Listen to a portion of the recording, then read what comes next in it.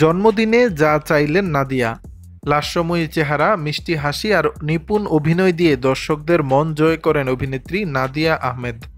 শনিবার ৩১ আগস্ট তার শুভ জন্মদিন। ১৯৮২ সালের আজকের এই দিনেই পৃথিবীতে আসেন নাদিয়া। ৪২ বছরে পা রেখেও রূপের দ্যুতি ছড়াচ্ছেন এই অভিনেত্রী।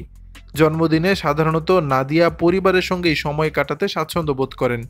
অভিনেতা এফ এস নাঈমের সঙ্গে বিয়ের পর থেকে সাধারণত স্বামী দিনটিতে নানানভাবে তাকে সারপ্রাইজ দিয়ে থাকেন। তবে এবার জন্মদিন নিয়ে বিশেষ কোনো পরিকল্পনা নেই, কারণ দেশের সার্বিক পরিস্থিতি এখনও স্বাভাবিক নয়।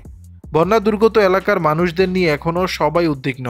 এ বিষয়ে নাদিয়া আহমেদ বলেন, আল্লাহর কাছে দোয়া করি আমাদের দেশে দ্রুত সবকিছু স্বাভাবিক হোক।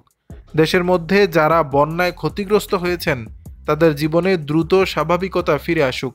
আমরা সবাই যার যার অবস্থান থেকে মানুষের পাশে দাঁড়াচ্ছি। আগামীতেও সবাই সবার পাশে থাকবো ইনশাআল্লাহ।